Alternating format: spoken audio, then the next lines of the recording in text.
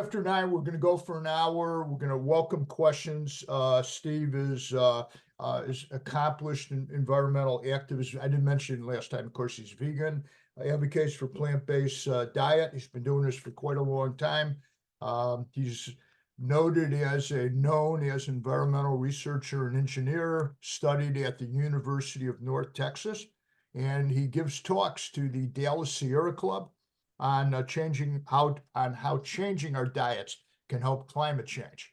So Steve is quite accessible. He has a very interesting, informative, and super important PowerPoint presentation. With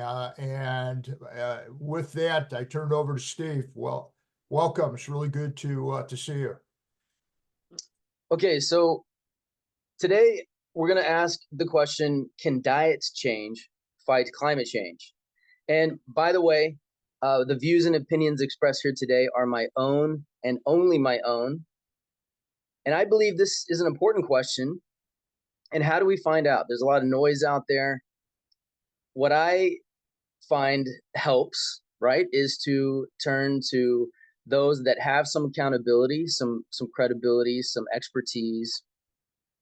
And there's a lot of really great resources out there, peer-reviewed studies, and a lot of bodies that look into the evidence and these studies to determine, for example, where are we on climate change? How do we know climate change is happening? What are the impacts and what are the solutions?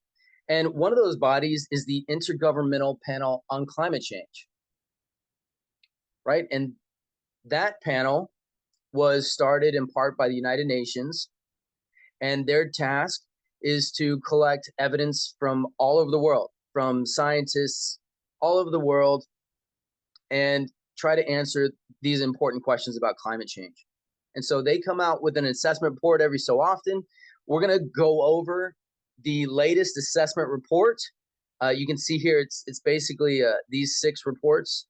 And then on the right, we're also going to check out the United Nations Environment Program GAP report that tells us currently, right now, what are the commitments of nations around the world on addressing climate change? Where are we at? How far do we need to go? And so this is, the Intergovernmental Panel on Climate Change. They have a very rigorous process for collecting this data and presenting it. And so we're going to go see what they think about climate change and how they address this question. So real quick, climate change, why should we care? Anything in quotation marks comes straight from the report. I designed this presentation so that you can, it's turnkey ready for anyone who wants to dive in and look at the information themselves. All the links are at the bottom of the slide, and everything in quotation marks comes straight from the report. For example, over 9 million additional deaths per year by 2100 will be estimated due to the impacts of climate change. Right? That's a number that I don't want to contribute to in my personal choices. Another quote: transitioning to more plant-based diets could reduce global mortality by 8 million per year, and food-related emissions. Right? So it's not only good for you, it's good for the planet. And so that's coming from the IPCC report. So, okay, it helps reduce emissions, but how much? Really? Come on. Like I heard about fossil fuels. We need to focus on fossil fuels, right, to reduce emissions. And absolutely correct. Yes, we need to focus on fossil fuel emissions. So do we also need to focus on diet change as well? Well, the GAP report, you can see here, the nations just met. They made new commitments, promises to reduce emissions. We, nation will promise to reduce emissions.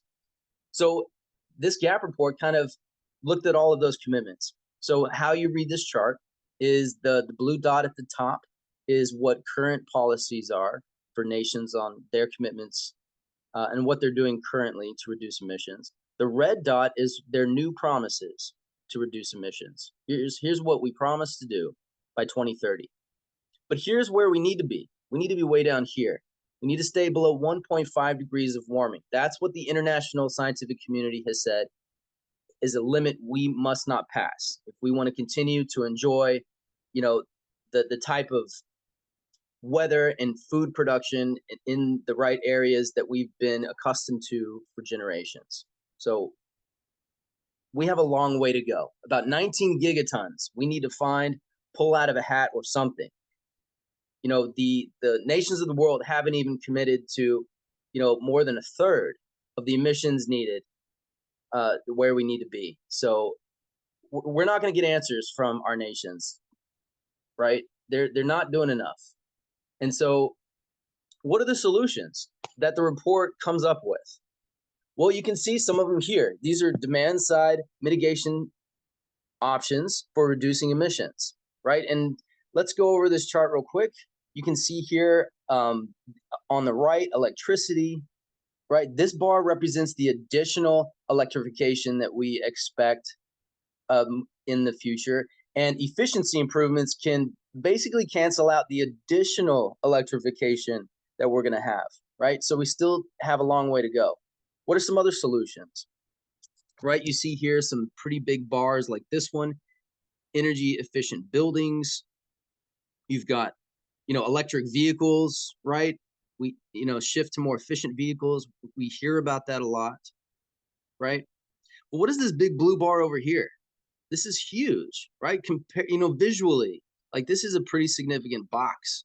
And what is it? Well, it's dietary shifts, avoiding food waste and overconsumption, right? It's food related, right? And this floored me. I didn't realize that a solution this huge was hardly talked about, right? We hear about, you know, electric vehicles, taking the bus, you know, improving the energy efficiency of buildings.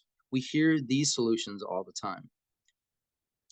But demand side climate mitigation measures like energy efficiency improvements, reduced meat consumption, and reduced food waste were considered to be the most economically attractive and efficient options in order to support low emissions, food security, and biodiversity objectives.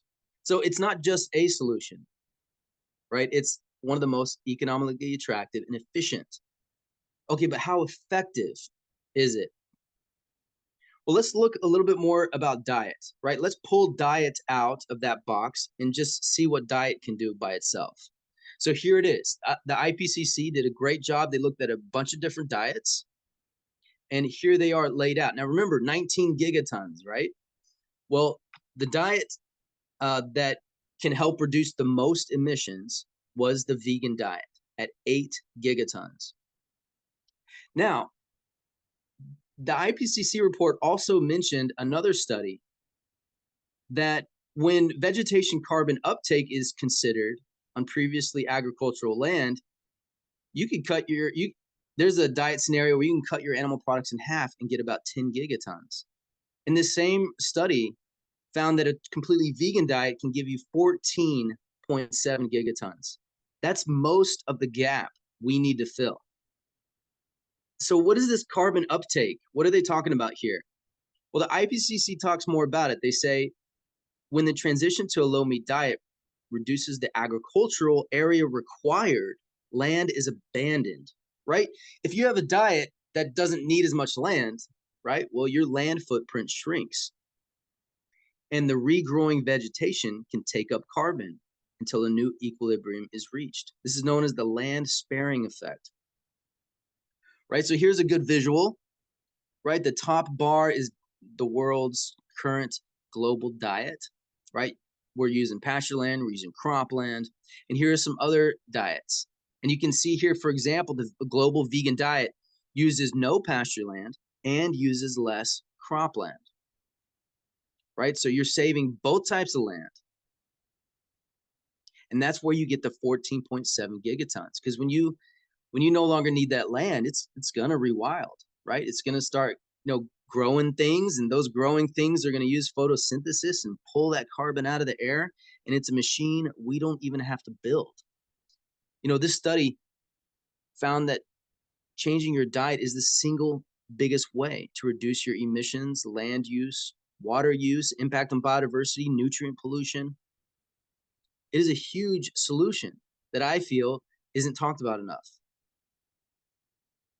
The IPCC talks a lot about this. They say animal protein requires more land than vegetable protein. Pretty simple. So switching consumption from animal to vegetable proteins could reduce the pressure on land resources and potentially enable additional mitigation through the expansion of natural ecosystems, right? That land can soak up carbon while supporting biodiversity, or reforestation to sequester carbon, right? We can actually be proactive in using that land. In fact, the IPCC found that all pathways that limit warming enough required carbon dioxide removal. Now, Steve, what's carbon dioxide removal? This was scary to me when I read this. This means that not only must we cut out all emissions that we're currently emitting, like fossil fuels, we now also have to pull the emissions we've already put up.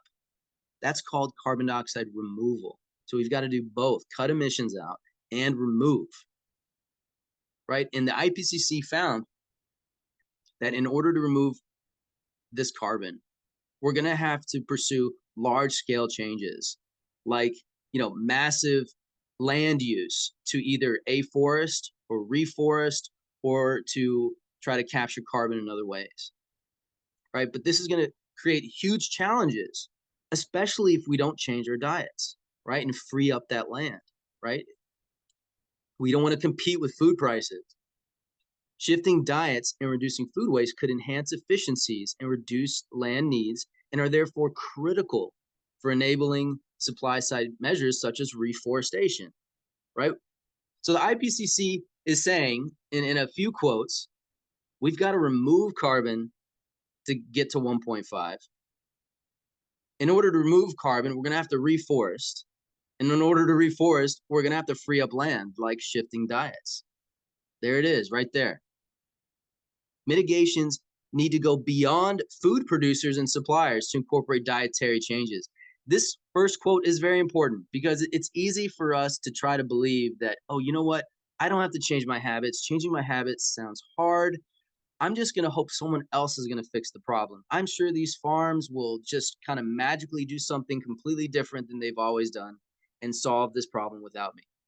Well, the IPCC specifically says that actions need to go beyond food producers and suppliers.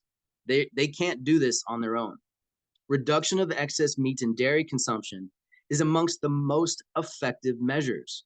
Okay, economically attractive, efficient, and effective, with a high potential for environment, health, food security, biodiversity, and animal welfare. Food security, right?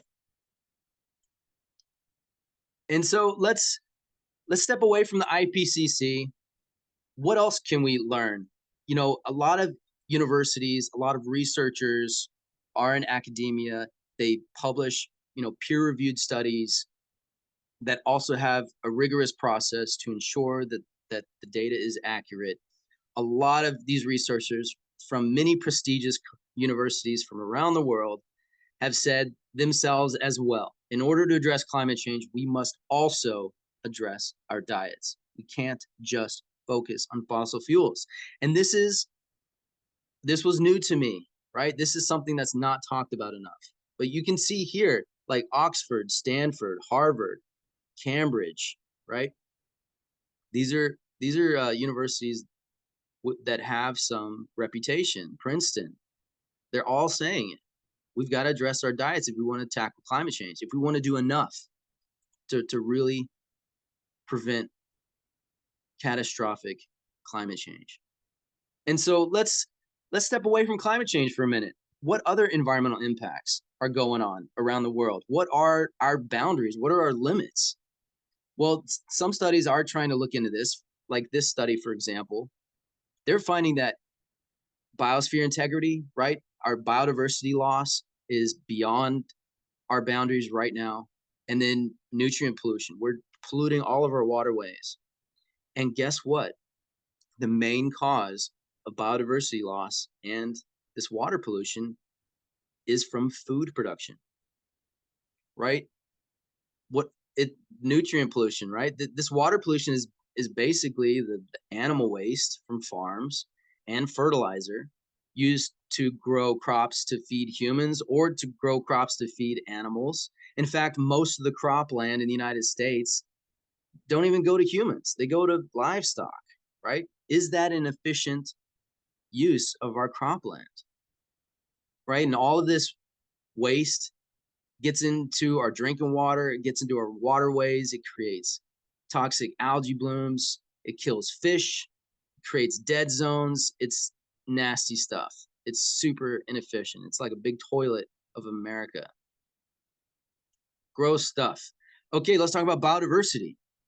This floored me, okay? Like wildlife. You know, we see nature documentaries, we grow up as kids, we love elephants, we love, you know, all the fun wild animals throughout the world, but we're not realizing that we are literally going in and destroying nature. We're just tearing it all down, right? Just from 1970, we've lost most of the wildlife that was roaming on this planet in 1970.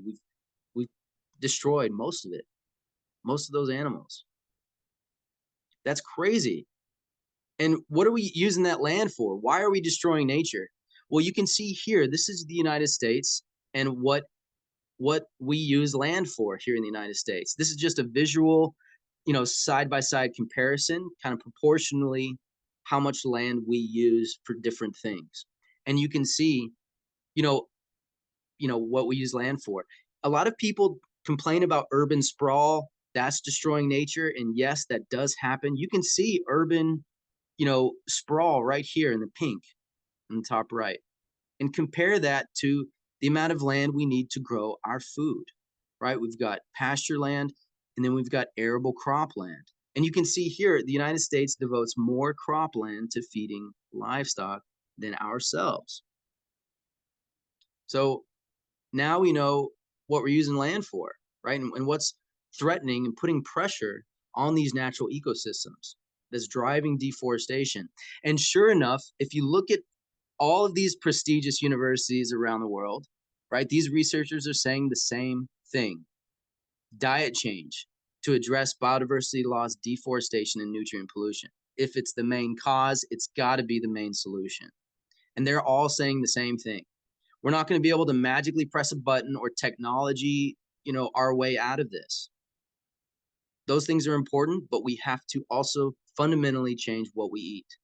Because what these researchers are finding is that yes, technology helps, but what's more important is what you eat, not how it was produced. Okay, so let's learn a little bit more about this diet. There are some studies out there. I wanted to know, is this going to be cost effective? What other benefits are there? You know, what if we did started to maybe change our diets? What would happen? What can we expect? Here are some studies. For example, the one on the left looks at the United States vegan diet. It's actually 30 to 40% cheaper in the grocery store if you switch, right? That's because, you know, the heavy protein staples are things like beans, lentils, which are really cheap at the store, you know, potatoes, grains, oats. These can be very cheap. Now, this is if you shop at a grocery store, right? If you regularly shop at a grocery store, you could save money by changing your diet. Now, I must disclose that there are some people out there that do not have access to a grocery store, and that needs to change. We need to also work on increasing access for everyone, okay? But if you have the privilege to shop at a grocery store, then you have the privilege to be vegan. Okay, also a vegan diet can help your medical bills as well, right? The number one cause of death in the United States is heart disease, and this is a diet-related disease. Okay. What about completely plant-based? Completely vegan, is that really safe? Is that healthy? You know, I hear all these things. Well, who are the experts? You know, ask yourself those questions. Go to those organizations. Actively seek out this information. Don't just, you know, swipe across your screen, right? And where would you go? You would go to, you know, medical organizations, dietitian organizations, nutrition organizations, right? For example, you've got some authorities here. And for those authorities that actually say something about this, all of them agree that vegan diets are perfectly safe for all stages of life, if appropriately planned. Now, that's an important caveat, if appropriately planned. So, do your homework, do it right. There are some really great resources out there. For example, a lot of, physicians and registered dietitians put out some quick little easy guides on how to be completely plant-based and appropriately plan your diet, right? You want to make sure to get a balanced vegan diet, right? And there's some great resources out there to show you how to do that very simply. A lot of great recipes out there. My gosh, a lot of culturally relevant recipes and some great infographics like this one. These vitamins and minerals here on the left are, commonly a list that you may want to be aware of where you're getting these nutrients from in your diet. If you do want to switch completely vegan, just educate yourself a little bit. There's some great resources out there here at the bottom, for example, and they have these great little, infographics that make it easy to kind of familiarize yourself with, where can I get these amazing nutrients from plant-based sources. So it's all there, real easy stuff. You just have to seek it out. Okay, so let's talk about some other questions that I get a lot, like buying local. Some people say, oh, I don't need to change my diet. I buy local, right? I buy local. I reduce my carbon footprint. I'm doing a great job. Now, hey, buying local is great. There's a lot of great reasons to buy local. But from a greenhouse gas emission standpoint, it barely does anything. And why is that? We see the trucks on the road. We humans, when we see something in front of our face, if we see a fire, right? If we see the trucks on the road, we think that's the big impact. But we don't go visit the farms. We don't see the whole life cycle of our food system every day, right? And so let's turn to the science. This data came from one of the largest meta-analyses in the world. You can see the source down here out of Oxford. They looked at what are the emissions of different types of foods, and you can see them here. And transportation is in red, and you can barely see red. For beef, it's like 1% of total emissions. That's crazy, right? Buying local to reduce emissions doesn't work. Okay, but what are the emissions then if it's not the trucks on the road? Well, it's using up that land, right? Preventing that land from being wild, right? Tearing down land. It's also at the farm. Main sources at the farm are things like enteric fermentation from ruminant animals like cows.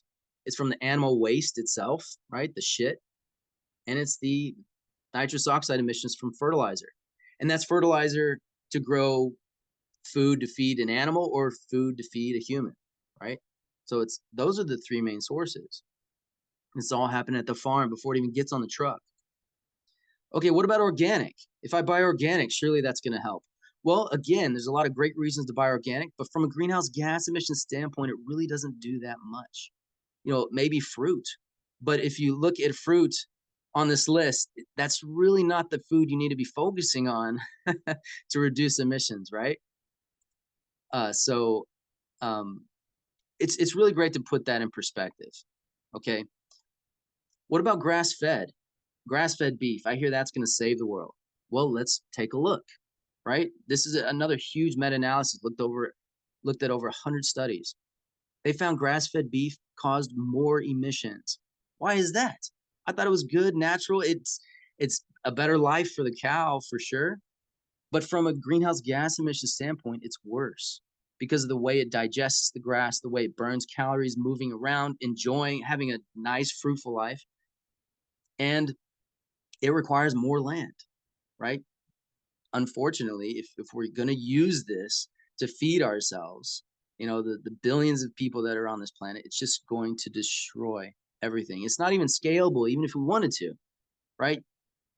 Not even a third of our beef could be grown this way, the way that we're eating beef today, right? So even if you're completely grass-fed, you can't even replace all of your beef, right? Even if you wanted to. But again, it causes more emissions. Okay, now wait a minute, Steve. I heard about this like holistic, multi-paddock, moving the cows around, instead of letting them overgraze, kind of spreading your cows out a little bit more, Yeah, yeah, all of that can help. Yes. Those messages that some people are really trying to amplify. Hey, if you just raise your cows a certain way, you're going to save the planet.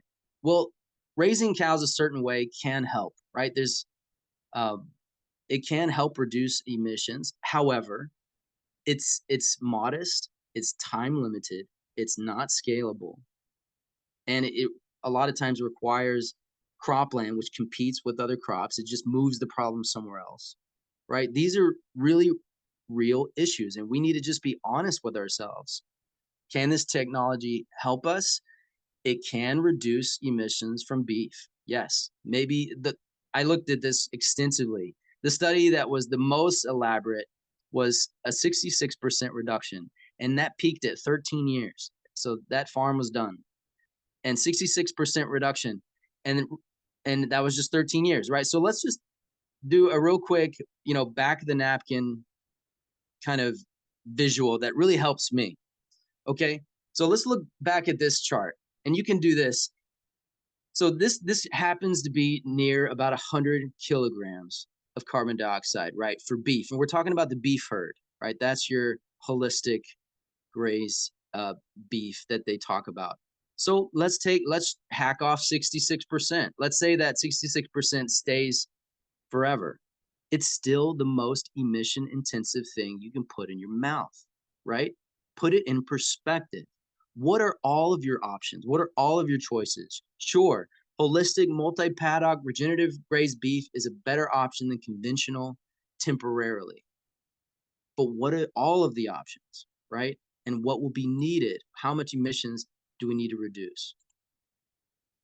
And this holistic regeneratively grazed 66% reduction that only lasts 13 years, it required more land than even grass-fed, right? If we all transitioned over, we would devastate the natural world, and it would still only meet a small percentage of our current beef consumption. We need to stop encroaching on nature, not come up with excuses to use more nature, right? Okay, so I think this is an important slide. There's a lot of misinformation out there, right?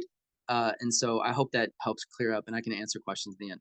Okay, what about like plant-based meat, right? These cell-based meats. I heard that plant-based meats, oh, they're horrible and all of this. Now, first of all, you don't have to eat plant-based meats, right? There's people have been vegan for centuries without all of this fake meat. I don't eat fake meat personally. It's a personal choice. But there's a good reason why businesses out there are trying to develop plant-based meats for those people that are scared of changing their habits. They don't have a good handle on self-restraint, right? They want what's familiar and traditional, and they don't want to change, and it's too hard for them. And that's why these companies are trying to appeal to those people. It's for those people that are too weak to change their diets. They have to eat what they've been used to. And so here it is. Here's an option. Now, it's not meant to be healthy food, right? It is healthier than the meat that they're trying to replace. So it's a little bit healthier. It's not meant to be a health food, and it does help with greenhouse gas emissions, right? It does help with your environmental impact. It's better for the environment and slightly better for your health. If you want to be super healthy, I recommend a whole foods plant-based diet. You can see here, those are the real winners, right? The tofu, the beans, the peas, the pulses, right? Just whole foods, soup for the win, super cheap. You're ready to go. But if you wanted your plant-based meats, here they are. They're definitely better than what they're trying to replace, right? So wanted to mention that because there's a lot of information out there about that. Okay, but wait a minute, Steve. I heard that livestock only use land unsuited to cropping, and they use like agricultural waste, food waste, right? So let's eat meat. Well, let's just look at the data, right? What are the numbers? Come up with the numbers. Let's see what's going on here. And again, this is another great thing to do that can help, right? It maybe reduce emissions by 20% from animal products. right? Again, it's not scalable. Maybe 37% of current US animal-based food consumption, right? So even if we transitioned and somehow figured out the logistics to transport all this stuff, it would still only meet 37% of current US based food consumption, animal-based food consumption, only 20% emissions reduction, right? It's a modest gain. It maybe we can do some of our animal-based food this way, right? It's important to put it in perspective, right? And consider all options. And plant-based alternatives, again, way better, right? We looked at 66%. This is only 20%. Okay. So it's good to put things in perspective. There's a lot of different emission numbers out there. It's because of the scopes. A lot of them are not life cycle assessment based. Some of them are not peer reviewed, right? So, there are some studies out there that say plant-based diets can do a whole lot of great good. Some don't even look at diet change, but are being misrepresented. So I would just encourage you, if you see something online that says, oh, changing your diet doesn't do much, see what resources they're using. Click on that resource, click on that study, get away from those news headlines and go into the study itself. All of these studies have like a short, sweet abstract. They're going to give you a solid number, and you're going to be able to see what they included, what they didn't include, and it's going to be pretty obvious. Even the bad studies, if you just read them, you'll see what they included or not included. And wait, this isn't a real world scenario. They didn't even look at diet, right? It's going to be super obvious. You just got to read this stuff. If someone were to ask me, how much total emissions can we reduce with diet change? I think a very conservative, safe estimate could be 28% of the world's total greenhouse gas emissions, 24% of the United States total greenhouse gas emissions could be reduced with dietary change. That is a very conservative estimate, right? And this includes that land sparing effect. And a lot of studies don't include that. And I think that's important. Okay. You hear other arguments like palm oil, right? Palm oil, again, yes, contributes to deforestation, but let's put it in perspective, right? What's the main driver of deforestation? It's cows. And most of this soy is fed to livestock. Cows, pigs, chicken, and even fish eat this stuff, right? That animal product consumption is the main driver. What about almonds? I hear almonds in California use a lot of water. Well, let's think about almond milk compared to cow's milk. You can see here, almond milk still uses less water than cow's milk. Because guess what crop uses more water in California than almonds? It's animal feed. Nobody's talking about that. Okay, sorry about the cutoff. I wanted to talk about environmental justice real quick. Black Americans are more exposed to particulate matter pollution. This is an air pollution that's responsible for the majority of environment-related deaths. Agriculture is the second leading source of particulate matter pollution. Industry smokestacks are bad too. If you were to change your diet, you could save lives. You could reduce, thousands. You could prevent thousands of deaths by switching to a plant-based diet because of the air emissions that are coming from these industries. There's a new documentary out there that talks about how this poor woman had animal shit on top of her fridge because it was just blowing in the wind. It was just blowing right into her home, and she died of cancer. So, okay. Also, reducing exposure to toxic compounds. This was crazy to me. Dietary strategies to reduce exposure to toxic compounds, right? We're talking about persistent organic pollutants, heavy metals. You can reduce your intake of these pollutants by being plant-based. Why is that? Because these persistent pollutants bioaccumulate up the food chain, right? It gets into all of our cropland, right? The animal feed and the people food. But when you pump a bunch of crops into an animal every single day, it's going to accumulate in that animal tissue. And then you're going to eat that animal. You're going to get a heavy, intense dose of these pollutants. So that was really interesting as well. There's other issues out there. Antibiotic resistance is one of the world's most pressing public health problems according to the CDC. We use a lot of antibiotics in our livestock, which some people are raising alarm about. Some people say, oh, it's other countries though. And yes, China does emit a lot, but let's put it in perspective, right? Historically, it's the United States. Per capita, the United States emits more, right, than someone in China. So we have responsibility. We can't just point the finger.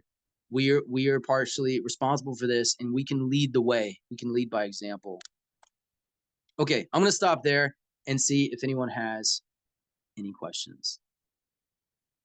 In DVA, we have an active project here in the United States.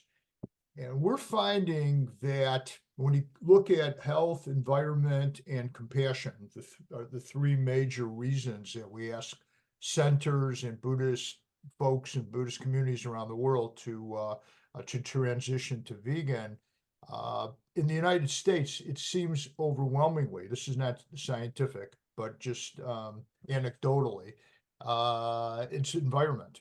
So even when you have a vegan leader at a center, when they promote the transition to either a completely vegan menu offering or a major change towards vegan or plant-based, they usually couch it in terms of the environment.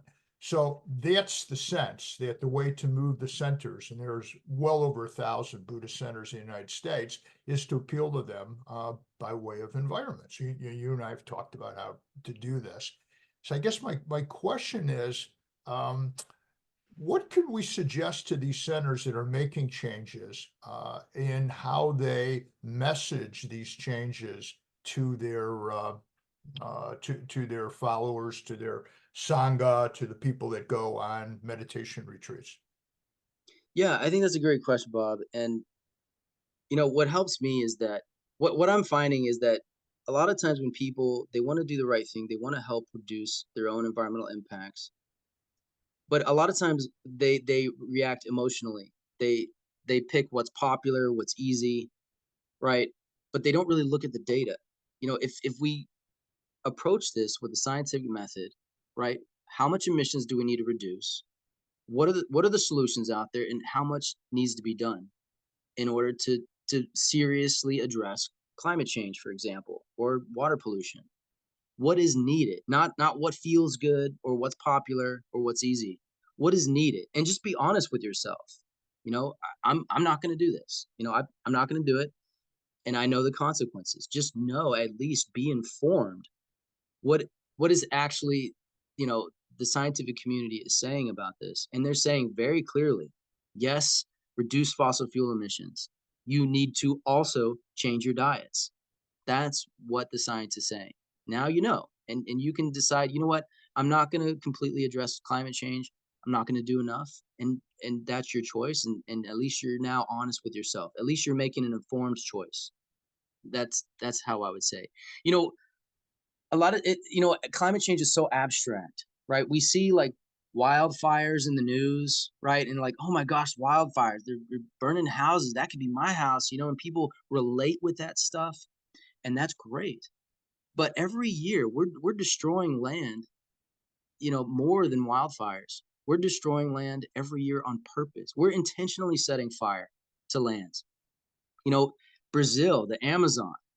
Brazil has one of the highest rates of assassinated environmental activists, indigenous people who are trying to just speak up about their land, right? These impacts are very real. These fires are intentional, human caused, but it's abstract. So I have hope. I believe that humans can be intelligent and react rationally and logically, and through evidence and not just on emotion. And we just need to encourage each other and support each other. Yeah, and how to do that, let's keep talking about that too. Yeah, Steve, there's a question in the chat by Banti Sati. So Banti is one of DVA leaders on our board for many years, about sharing the presentation. Actually sharing your PowerPoint. And then Charles also notes this at the beginning. Charles Rubens, our communications director, So he says in the chat, everyone can see it. This presentation is being recorded, and you will receive a link when it becomes available. So our plan is to post this after whatever kind of edit. Obviously, we'll have to take out the long pause at the beginning and all. But we're in a different. This probably won't be necessary because we're in a different recording on it. But of course, your PowerPoint will appear in the post. So everyone will have access, and we'll share the link with everyone that's on the call.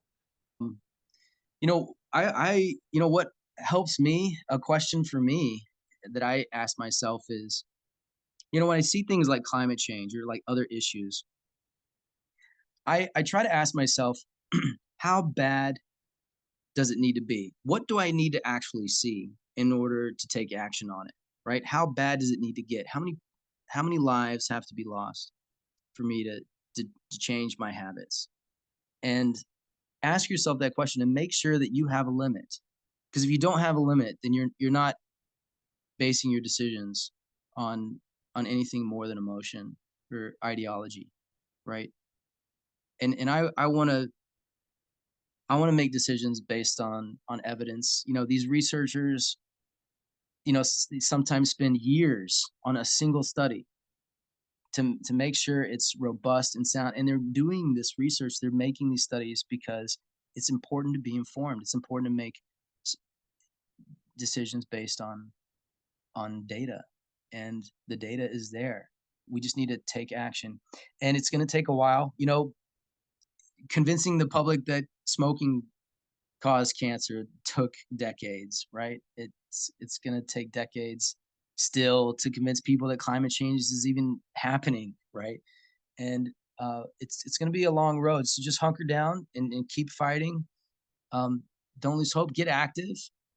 Try to expand your circle of influence if you can. If you have the privilege to do so, please use that privilege. And do what you can. And that's going to be different for everyone too. Do the best you can is what I say. Yeah. Steve, Andrea has her hand up. Oh, it was just a clapping response. I don't have a question. I just wanted to say thank you so much for this presentation. It's, coming into veganism for me was about ethics. So one thing I'm really not as versed in is the environmental aspect, but the way that you present it was so digestible. And thank you so much for just being here and willing to share this information. I think, for us to help the animals, it's really important for us to have as much knowledge as possible. So thank you so much. Yeah, Steve, Yeah. Go ahead. And from an environmental perspective, changing your diet will make significant strides towards reducing your impact and the harm that you cause. It's unrefutable. There's a consensus. So you have that answer now. And yeah, I wanted to help provide resources and be available to support anyone who wants to kind of educate themselves and learn more about it. I want to be available to anyone and everyone. So please reach out. Let's help each other. Yeah, I want to echo what Andrea said. Also mention Shanika is here listening to us. She's our Sri Lanka project director. And Vajira was on, one of our leaders in Sri Lanka, on our Sri Lanka project. I want to thank all of you for showing up, and especially Steve, which I'm going to thank just in 1 minute, but point out in your chat, we have put out there the link to a week from Sunday. That's January 28th. It's going to be, we call it a retreat, a 3-hour in the Buddhist tradition for animal advocates. We're going to practice mindfulness and meditation. Of course, Steve, you're invited also. So it's not 9 to 12 for you. It's 11 to 2 in the afternoon. You're all welcome to join. We've been doing this the last Sunday in every month, except I think for one Sunday for the past 2 years, over 2 years now. So we offer that. Steve, I really want to thank you for this presentation. It was really clear. And so I got stuff I can talk about now. I also am not well versed on environmental science, and this is just more that we could use to support animals and to support our earth. It's a win-win. Is there another issue in the world, important issue, other than what to eat, where like every single indication points to one side? Yeah, the three that we've been talking about, and you could talk about the Amazon and pollution and hunger, world hunger, and on and on and on, and everything points towards plant-based. So, Steve, thank you so much for brightening our understanding here. And we're going to have you back sometime. And I'm also going to ask you, as we've been talking about, working with some of the U.S. senators, giving them the talk that you gave. And this appeals to the members, to their Sangha members. So we have, I think we uncovered a place where we can go to answer some of Carlos's points that he made. So with that, Steve, anything final to say? Well, I really thank you for doing this. Yeah, I'm happy to do it anytime. So please reach out. Great. Thanks a lot. Thanks for everybody that joined us. Hope to see you a week from Sunday. We'll continue the speaker series. We have some other great ideas. Take care. Have a good Saturday, and we'll be in touch. Bye, everybody. Bye, everyone.